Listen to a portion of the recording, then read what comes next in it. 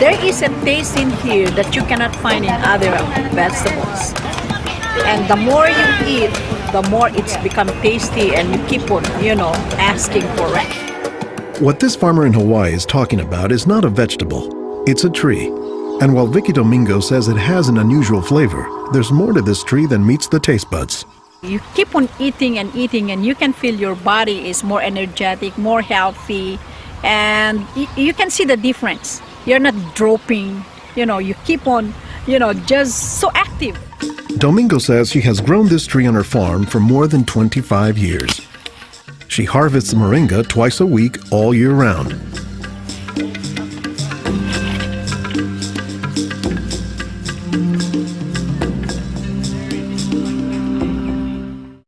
Domingo says there are many nutritional and medicinal uses for moringa. All parts of the tree are usable, from the roots to the stem, to the leaves, to the flowers, and to the pod. The roots, you can use that as a tea. And then the trunk, you can scrape it, squeeze it, get the juice, put in your cut skin, and your skin will heal. Dr. Will McClatchy is an ethnobotanist at the University of Hawaii. He studies the ways that humans interact with plants. Moringa is one of these trees that is a multi-purpose plant that fulfills such a high percentage of kind of basic needs that when people get used to using it, they really can't see what it's like to live without it. And many cultures don't. Today, moringa is used as a remedy and, in essence, a multivitamin in many of the world's warmest regions. Moringa is used widely in Africa and South Asia, and it's been introduced into South America and Central America, where it's also being used. So, this is not just a plant of a single community. This is a plant that really does do extraordinarily well in some of the most difficult areas, in areas that are very hot, areas that are very dry, areas where other things are very difficult to cultivate. I don't think they're actually the most attractive tree. They're more a tree that you look at and you sort of love the way you love a scruffy friend or a scruffy dog, because the branches sort of splay here and there, and they get burdened down with huge quantities of fruits on them. And that's actually what makes the tree so remarkable, is that it's such a generous tree. And that's because people have found multiple uses for so much of the tree, including its seeds. They're full of oil.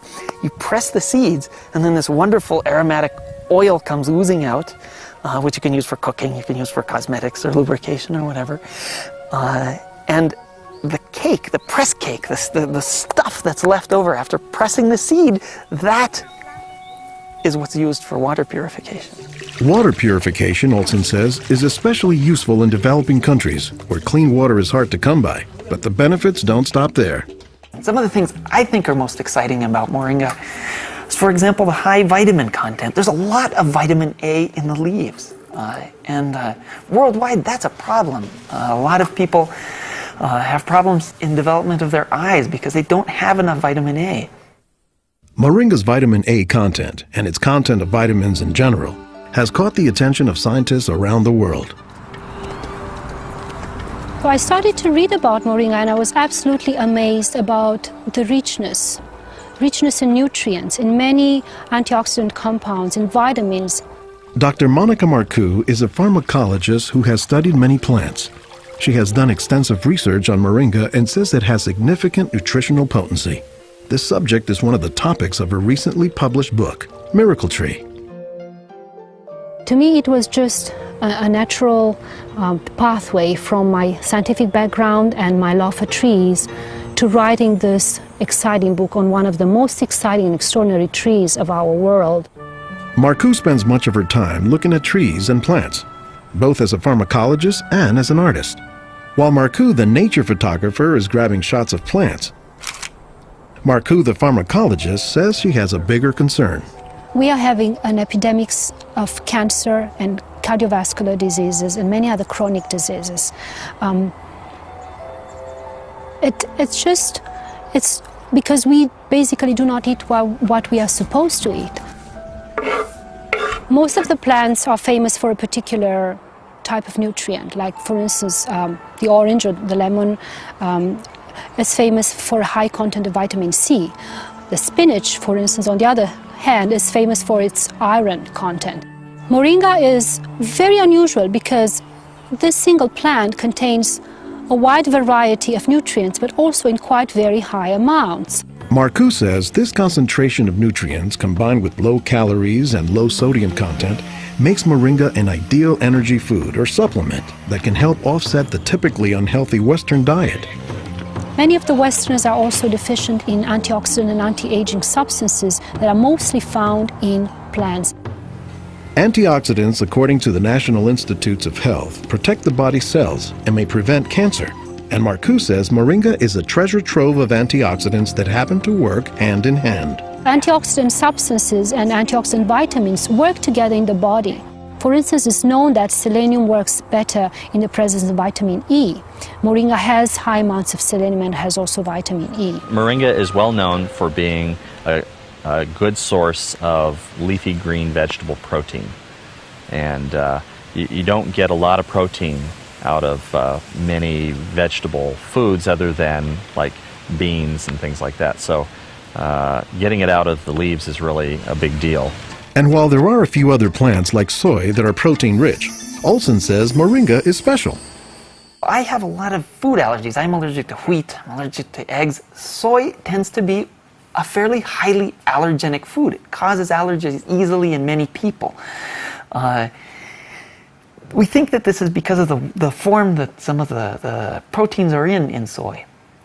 They're apparently in a form that's very simple and fairly easy for the body to assimilate in moringa. According to the United States Department of Agriculture, moringa contains 18 of the 20 amino acids, building blocks of proteins that are found in the human body. And says Marcoux, moringa is one of the few plants that contains all of the essential amino acids. Moringa contains all the 9 essential amino acids that actually we cannot produce. Their presence, but also their ratio, is very beneficial, and it is estimated that this ratio is very good for absorption and for being bioavailable to our bodies. In most of sub-Saharan Africa, any baby has a 20% chance of dying before he reaches the age of 5. In some countries, up to 40%. And even those who survive past the age of 5, up to half or more will suffer from malnourished physical and mental development. As the former regional representative for Church World Service in Senegal for 16 years, it was Lowell Fugle's mission to help local clinics develop ways to save children at risk to malnutrition. So Fugle went to work, both planting moringa trees and, more importantly, educating healthcare workers on how moringa can help stave off malnutrition.